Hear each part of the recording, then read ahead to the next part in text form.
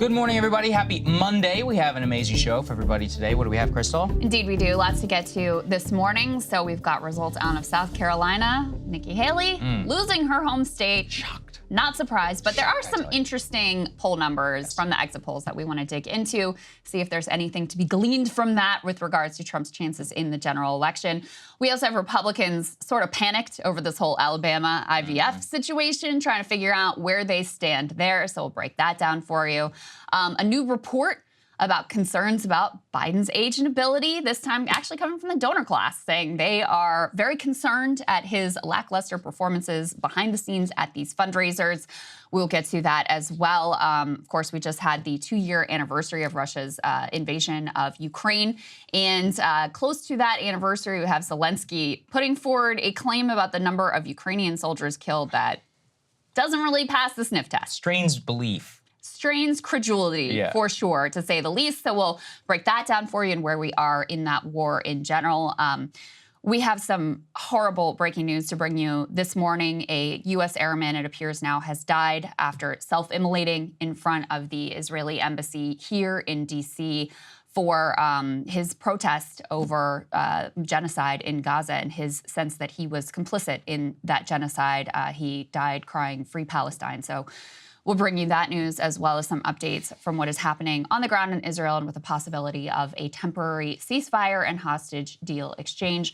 Saagar is taking a look at AI and what the future may hold for all of us. It's not good. And we are going to react to the Taylor Lorenz meets Chaya Reichik, the Libs of TikTok lady. Extraordinary video here that we definitely have some things to say about. Yes, we certainly do. And we'll have, we're going to be handling that a different way. So stay tuned in that video.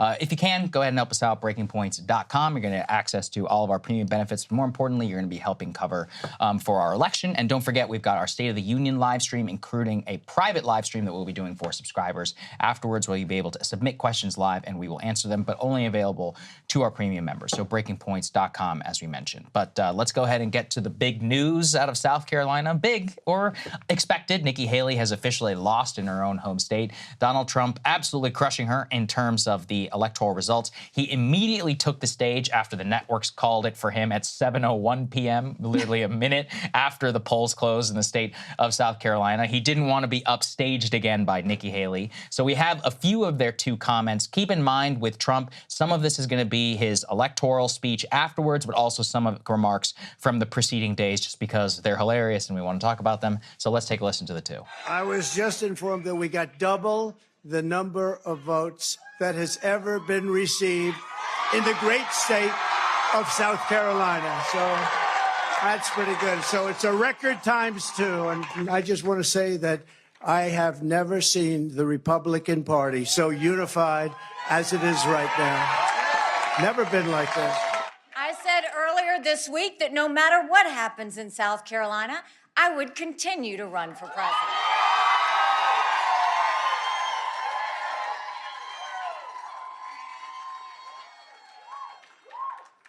I'm a woman of my word. Continuing to run on the whole woman thing, okay. You know, in general, Krystal, it is a rule that you're supposed to drop out if you can't lose your own homes, if you're going to lose your own home state.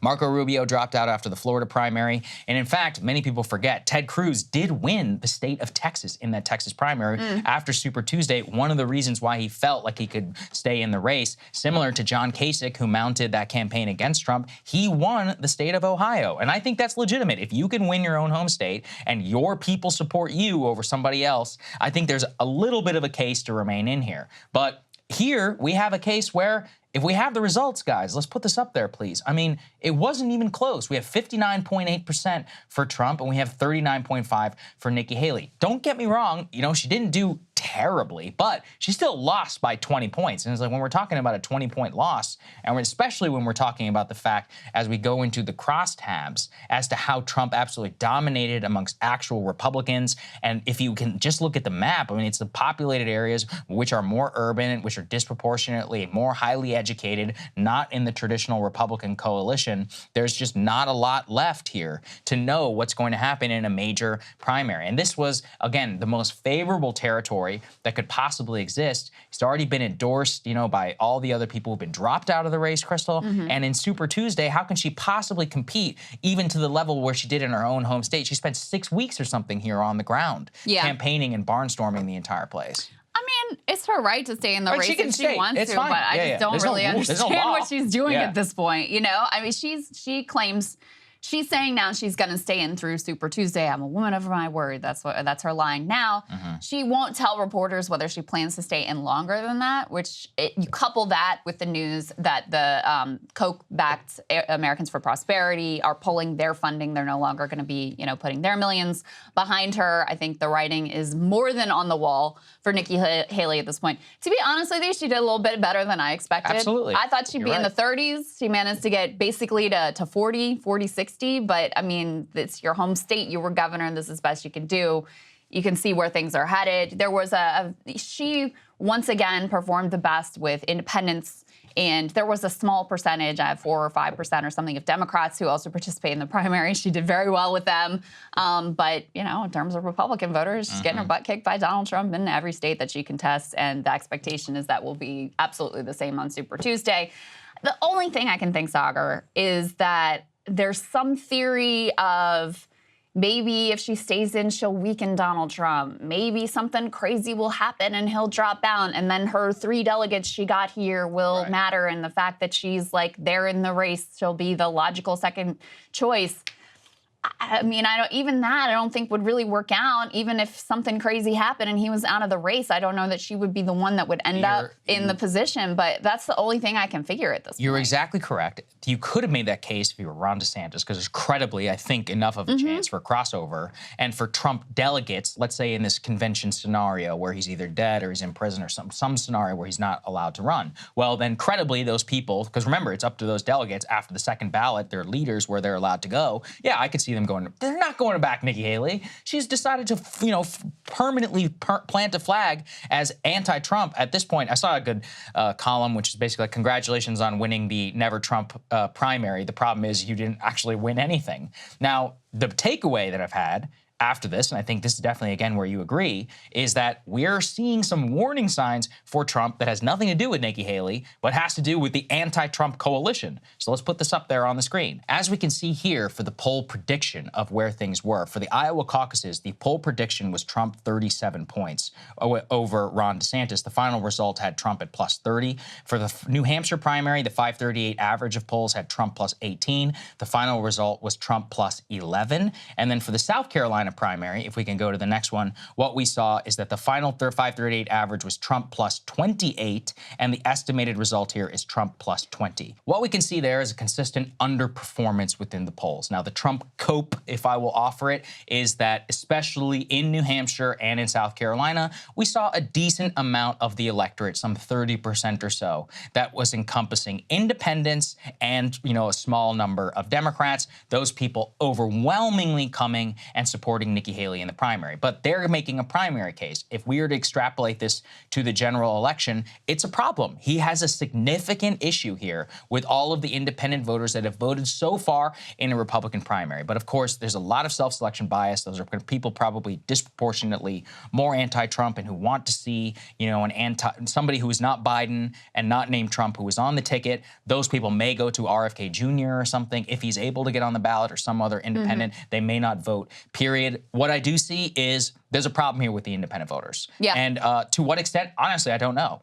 There's a lot of people. I just read a very interesting analysis of American non-voters, and it turns out that American non-voters are very much likely to decide this election in terms of very infrequent. People who come out every once in a while. They never vote in primaries or any other thing, but they may come out to vote for Trump and or for Biden. They're roughly 50-50 in terms of who they support. But the question is, are those people, in the same vein as some of these independents? There's a lot of, external analysis that's being done here. Yeah, so when you couple Trump's underperformance in each of these primary and caucus states with what we've seen consistently in special elections where Republicans are underperforming pretty much across the board. Yes.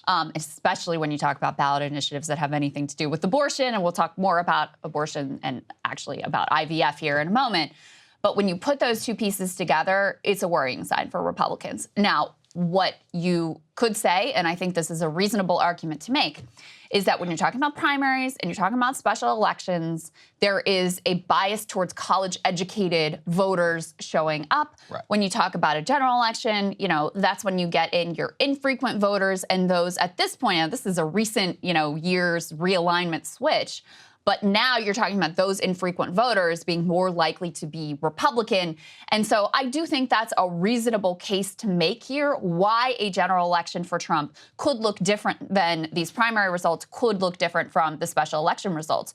But that is no guarantee, because the flip side of that is these are early indications of who is motivated to come out. And as much as we've talked about, and with good reason, the young people and progressives and Arab Americans and African Americans who are disgusted with Joe Biden over Israel and also over a variety of other issues and who may be open to third party, et cetera, there are some indications that Trump may have some problems with a Republican base, and especially, like you said, Saagar, with independents who tend to lean Republicans. So let's put this up on the screen. This is some of the exit poll results among Nikki Haley voters. And again, she got 40% of the vote here, so this wasn't some tiny sliver of the electorate in South Carolina. So they asked, okay, what's your feeling if Trump wins the nomination? Again, among Nikki Haley voters, 78% said they would be dissatisfied. They also asked if Trump would be fit for the presidency if he is convicted of a crime. 82% said no. Now, again, people are very bad at predicting how they're going to feel about some hypothetical event in the future when it has not happened yet, because, the context, the circumstances, which trial is it, what happens, how does it all go down, those things all matter. And so would I take that, as locked in? 82% say he wouldn't be fit for the presidency and they're not going to vote for him? No. But again, this is a pretty significant warning sign for Trump in a Republican primary, especially among independent voters. I see it the same way, yeah, which is if these people were going to vote, Trump's strength in 2016 was not only bringing out the traditional Republican coalition, which came out from Mitt Romney, but it was also bringing out all of these people from the woodwork on top of people not coming out to vote for Hillary. It was a multifaceted victory. Same thing basically in 2020, kept on the traditional Republican coalition, added a bunch of traditional non-voters who were very animated around the issues that were going on at that time. If he's going to strip out a decent percentage, let's say 20, 30% of traditional Republican voters, you got to make that up somewhere else. Now, it's certainly possible. It's certainly possible with people who are going to be coming out. It's possible with gains amongst Latino men, black men, or whatever. You don't need margins to shift all that much, but you can't bet on that going in. Yeah. So looking at these numbers right now, I do certainly see some danger sign for Trump where Biden and the Democrats specifically, not just Biden, have had a hidden underperformance very much in the same way that Republicans had back in 2016 and in a lot of the general election polls for 2020. It's one of those where it flips the mind in many ways where you have to, in all of our analysis, you're just going to hear a lot of hedging because you genuinely don't know what's going to happen. Yeah. There's recent history and then there's not, still recent, but only 7 years ago. Yeah. Both of those are countervailing whenever we're looking at what's going to happen. I mean, we have two candidates who are historically extremely weak. Yes. And hated. And the American public is disgusted that they have this choice, and yet this is the choice that's in front of them. So for me, it's almost like whichever candidate I'm thinking the most about that day is the one that I'm like, oh, there's no way that dude could win. Exactly. But they both have things significantly going against them. But to go back to this electoral trend, I mean, it really starts with the midterms when Republicans dramatically underperform. And the cope then for Trump is, okay, but Trump wasn't on the ballot. Sure, a lot of his extremism and Stop the Steal, and it was his handpicked candidates, et cetera, but Trump wasn't on the ballot to really, get his base excited and get them out. And it's like, okay, it's a midterm. That kind of holds some water. I could see that. Then you have this whole string of special elections that they're just consistently going for Democrats, and Republicans are consistently underperforming their typical performance in these districts, oftentimes underperforming the polls in these districts. And you're going, okay, well, those are special elections, but those are a little weird. Now you do have Trump's name on the ballot, and you have some of the same warning signs showing up in the electoral results here. So what does it mean? I mean, we'll all have to wait and find out whether this is enough to overcome, the extraordinary weakness and concerns that you have on the Joe Biden side of the ledger. But the last thing I'll say about this is Trump is sort of famous for outperforming his polls. Yes. Back in 2016, there was all this talk of the shy Trump voter, the person who really liked him and voted for him, but they were embarrassed to admit it. Is it possible there's a dynamic in the other direction now where actually in the Republican Party, it has become like verboten to say you're not with Donald Trump. And so you can have people who feel like, oh, I should be with Trump and I'm going to claim I'm with Trump, but actually I'm kind of ready to move on from this whole era. I have no idea. That's speculation. I don't have any data to back it up. But we have seen the way that some of these polls have undercounted certain dynamics before, and we're now starting to see a consistent pattern where they are overestimating Republican and Trump support and underestimating Democratic support, and that's something we have to take note of. Hey guys, if you like that video, go to breakingpoints.com, become a premium subscriber, and help us build the best independent media organization on the planet. That's right. We're subscriber funded. We're building something new. We want to replace these failing mainstream media organizations. So again, to subscribe, it's breakingpoints.com.